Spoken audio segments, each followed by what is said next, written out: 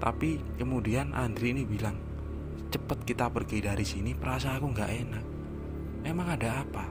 Ketika si Bagus ini bertanya, emang ada apa?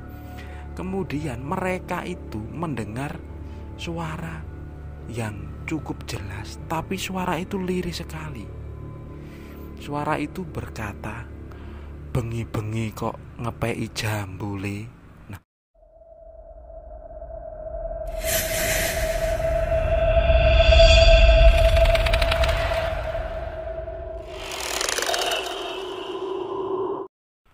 ronda malam merupakan kegiatan yang umum dilakukan oleh warga yang bertujuan untuk menjaga keamanan lingkungan. Nah, sebuah kisah mistis terjadi pada tahun 2003 yang lalu. Seorang teman menceritakan pengalamannya. Dia bernama Andri. Nah, di kampungnya si Andri ini pada tahun 2003 yang lalu pernah terjadi seringnya kecurian hewan ternak. Jadi Andri ini hidup di sebuah desa. Nama desanya itu Jatisari, yang berada di salah satu kabupaten di Jawa Timur. Jadi keunikan dari desa tempat Andri tinggal ini, hampir semua warga itu mereka memiliki sampingan dengan beternak kambing. Nah, tapi beberapa minggu terakhir ini, pada waktu itu sering terjadi kecurian. Bahkan pernah ada satu kandang milik tetangganya si Andri ini, dalam semalam itu kehilangan 4 ekor. Dan warga waktu itu sudah cukup resah dengan kejadian itu. Apalagi pelakunya ini juga belum diketahui atau belum pernah tertangkap. Pada akhirnya warga di desanya si Andri ini bermusyawarah. Waktu itu dipimpin oleh kepala desa di tempat itu. Jadi akan diadakan ronda rutin dan akan dilakukan pengecekan berkeliling setiap 2 jam sekali. Tapi yang menjadi kendala waktu itu adalah di desanya si Andri ini hanya ada beberapa kepala keluarga. Bahkan pemuda di tempat itu juga jumlahnya sangat sedikit, karena mayoritas penduduk di desa Jatisari ini, terutama yang laki-laki, mereka ini merantau ke luar pulau. Bahkan pada waktu itu di sana itu cenderung banyakkan ibu-ibu dan anak-anak kecil. Nah, untuk mengatasi hal itu, tepatnya kepala dusun dari Jatisari ini, karena Jatisari ini merupakan sebuah dusun.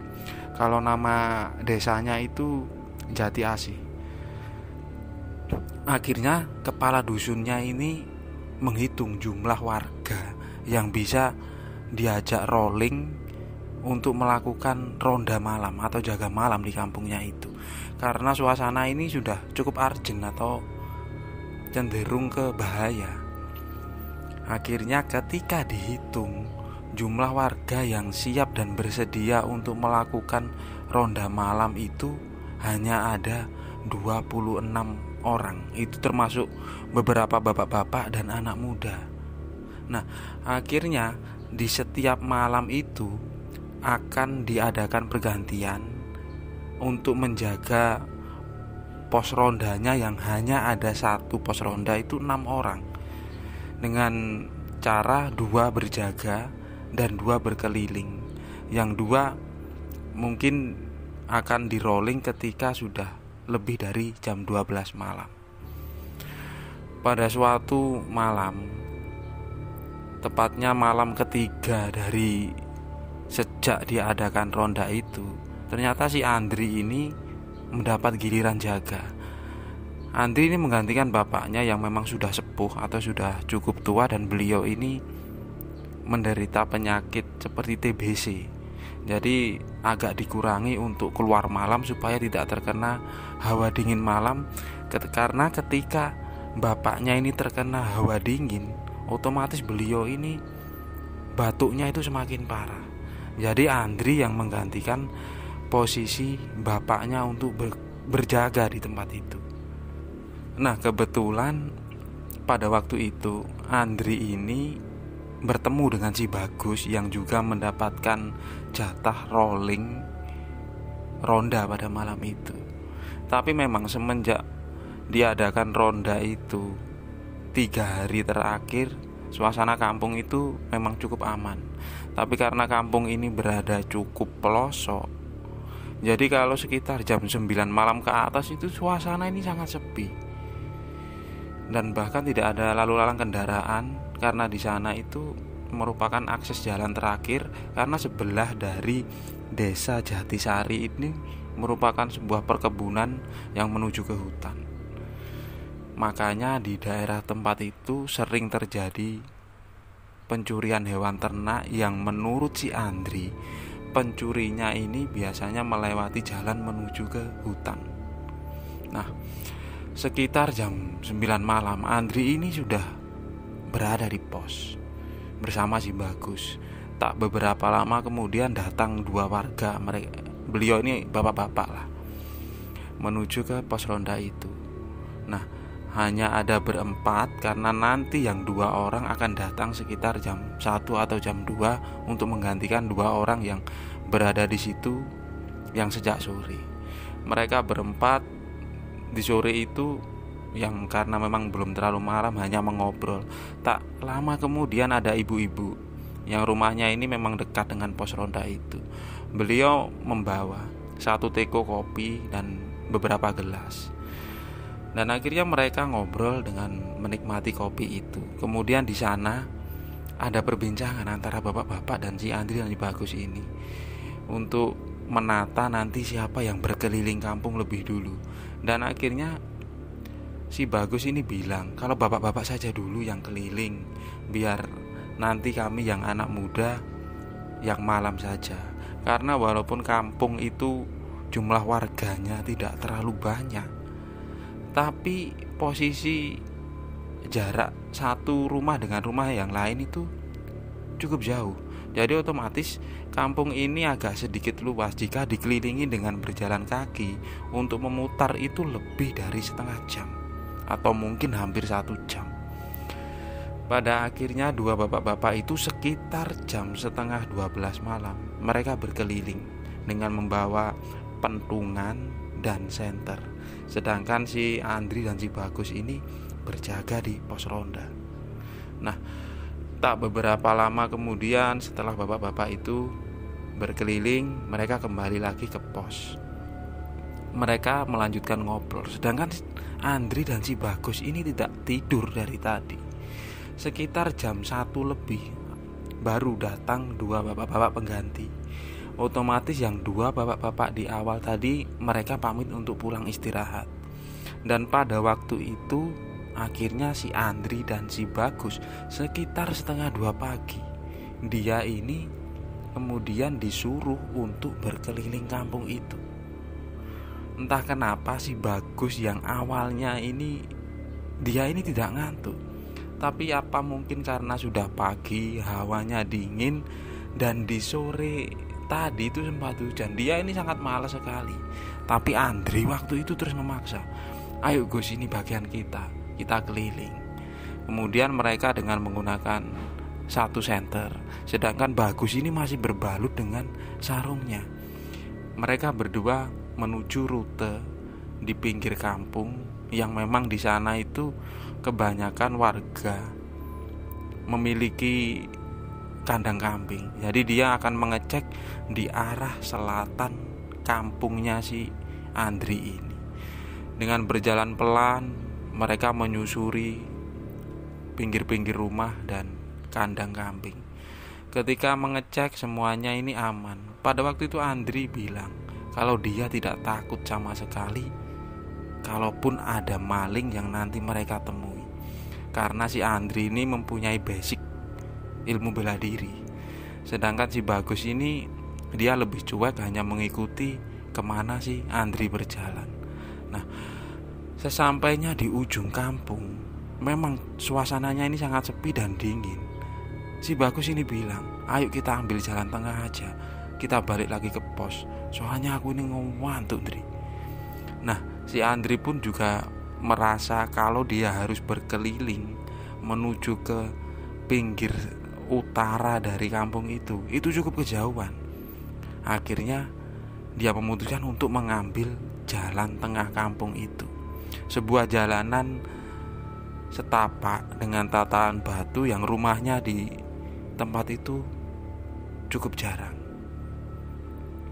Nah, ketika melewati sebuah rumah, tepat mungkin di tengah kampung itu ada rumah berbentuk joglo lama, dan rumah itu sudah tidak berpenghuni pada waktu itu sekitar 8 tahun, karena pemiliknya menurut Andri sudah meninggal sejak tahun 1995. Dan beliau ini yang pemilik rumah itu tidak memiliki keturunan. Jadi rumah itu tidak berpenghuni dan cukup tidak terawat. Tetapi tepat di depan rumah itu ada sebuah pohon jambu air, yang pohonnya ini mungkin berumur sangat tua karena besar. Nah, pada waktu itu kebetulan memang musimnya jambu itu berbuah, dan jambu air itu terkenal sangat manis sekali. Ketika pohon itu berbuah, siapapun selalu mengambilnya dan tidak ada yang melarang, karena itu merupakan tidak ada pemiliknya, karena pemiliknya itu sudah lama meninggal. Nah, pada waktu itu tiba-tiba si Bagus bilang sama si Andri, ayo kita ambil jambu dulu, lumayan nanti buat cemilan ketika kita di pos ronda. Nah, karena si Andri ini merasa ini juga tidak nyuri, ya sudah, ayo. Mereka sempat berdebat siapa yang mau manjat, karena si Andri ini tidak bisa terlalu memanjat. Akhirnya si Bagus memutuskan untuk, ya sudah, aku aja yang manjat, kamu di bawah, ini pegang sarungku, kamu ikat bawahnya, nanti aku lempar, tapi kamu arahkan cahaya sentermu itu ke atas. Nah, dengan pelan-pelan si Bagus ini mulai menaiki pohon itu. Nah, ketika sesampainya di tengah pohon, si Bagus ini mulai memilih-milih jambu yang sudah matang. Sempat beberapa kali dia memakan jambu itu di atas pohon. Nah, ketika Bagus ini mulai memilih jambu itu kemudian melempar ke bawah, sedangkan si Andri ini menangkap dengan sarung. Mereka ini keasikan. Tak beberapa lama terdengar suara dari arah bawah, tepatnya pohon jambu itu, yang memang di bawahnya ada sedikit tebing, mungkin sekitar 4 atau 5 meter. Nah, suara dari bawah itu cukup jelas. Dan itu terdengar oleh Andri sebanyak 3 kali. Karena Andri ini merasa mulai takut, dia bilang ke Bagus, Gus, jambunya cukup, sekarang kamu turun saja. Nah, Bagus ini malah bilang, bentar, nanti kita bagi-bagi sama orang-orang yang di pos ronda. Bagus masih mengambil jambu itu, dan Andri ini mendengar suara yang sama, tapi suara itu berpindah dari arah belakangnya, yang itu sebuah rumah kosong tadi. Andri yang sebenarnya bukan seorang penakut, tapi entah kenapa pada waktu itu dia mulai merinding. Kemudian dia mulai agak berbicara keras kepada si Bagus, Gus, cepet turun atau kamu aku tinggal. Iya bentar. Bagus pun mulai turun dari pohon mangga itu. Ketika dia turun, dia ini sempat ngomel kepada si Andri ini, kenapa sih kamu, orang jambunya ini lo belum banyak, di atas masih banyak yang merah-merah. Tapi kemudian Andri ini bilang, cepet kita pergi dari sini, perasaan aku gak enak. Emang ada apa? Ketika si Bagus ini bertanya emang ada apa, kemudian mereka itu mendengar suara yang cukup jelas, tapi suara itu lirih sekali. Suara itu berkata, bengi-bengi kok ngepei jambu le. Nah, otomatis langsung si Bagus dan si Andri ini menoleh ke arah suara itu, tepat di depan rumah kosong tadi. Dan mereka ini melihat ada seorang nenek-nenek. Beliau ini membungkuk sambil membawa tongkat di tangan kanannya. Nah, mereka ini melihat sosok itu merupakan almarhum Mbah Mini. Jadi Mbah Mini itu merupakan pemilik dari rumah kosong itu dan pohon jambu yang mereka ambil tadi. Tapi pada waktu itu si Andri dan si Bagus ini cuma berpandang-pandangan dan terus menatap ke arah sosok tadi. Tapi mereka mulai ketakutan ketika si Mbah Mini ini beliau berbalik, kemudian berjalan menuju ke dalam rumah, yang rumah itu jelas-jelas posisinya tertutup. Karena hanya ada pencahayaan dari lampu di sebelah rumah itu, otomatis sosok tadi hanya terlihat remang-remang tapi jelas.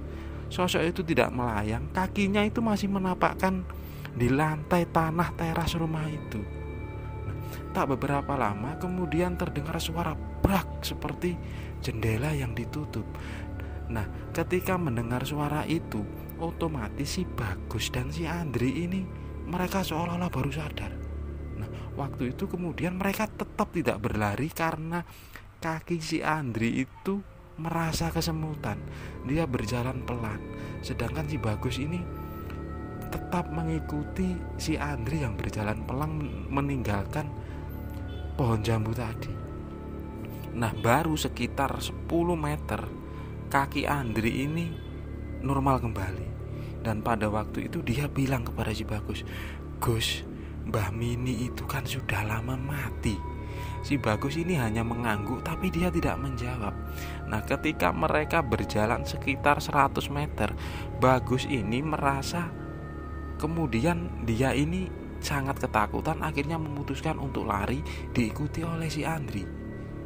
Tak beberapa lama kemudian mereka sampai di pos ronda. Di situ mereka langsung memberikan jambu tadi. Nah, salah seorang bapak-bapak tadi bilang, "Kamu ngambil jambu di depannya rumahnya Mbah Mini ta?" Nah, Bagus ini bilang, "Nggih, Pak. Saya tadi ngambil di situ lumayan buat cemilan." Tapi raut mukanya si Andri dan si Bagus ini tidak bisa dibohongi karena mereka ini pucat. Pada akhirnya salah satu orang tadi bertanya, "Apa kamu ketemu Mbah Mini?" Dan akhirnya si Bagus ini cuma mengangguk. Di situ bapak-bapak tadi malah ketawa melihat kejadian itu. Dan akhirnya ada sedikit cerita tentang masa lalu dari almarhum Mbah Mini yang tidak diketahui dua bocah ini. Karena si Andri dan si Bagus ini tahu Mbah Mini ketika mereka ini masih kecil, mungkin masih SD. Jadi Mbah Mini itu orangnya sangat baik. Dulu ketika beliau punya warung, beliau ini sering ngasih orang makan yang orang gak punya dari perjalanan jauh itu, sering dikasih makan gratis di tempat itu. Dan ketika panen jambu, almarhum Mbah Mini ketika semasa masih hidup tidak pernah mau menjualnya. Jadi siapapun yang mengambil itu diperbolehkan asalkan mereka ini izin dulu. Dan mungkin pada tadi ketika si Andri dan si Bagus ini mengambil jambu itu, mereka ini bertemu dengan sosok jin korin yang menyerupai Mbah Mini dengan sikap beliau yang masih santun, mengingatkan, "Kenapa kamu harus ngambil jambu ini malam hari? Kenapa tidak siang hari saja? Toh pohon jambu ini juga tidak ada yang punya sekarang." Jadi semenjak kejadian itu, si Andri dan si Bagus ini merasa trauma ketika melewati depan rumahnya Mbah Mini ini. Walaupun pada waktu itu mereka ini bertemu dengan sosok yang tidak menyeramkan, seperti wujud Mbah Mini ketika beliau masih hidup. Karena semasa tuanya beliau ini hidup sendiri, berjalan tertatih, hanya menggunakan tongkat, dan kondisi beliau memang sudah lama bungkuk. Nah, itulah sebuah kejadian ketika ronda malam dan sempat mencuri ataupun mengambil buah jambu yang biasanya dimakan, tapi tanpa izin karena menurut mereka yang punya ini sudah meninggal. Tapi apesnya mereka bertemu dengan jin atau korin yang menyerupai dari pemilik pohon jambu itu. Kejadian ini diceritakan dengan jelas oleh Andri ketika dia benar-benar mengalami kejadian itu pada tahun 2003 yang lalu.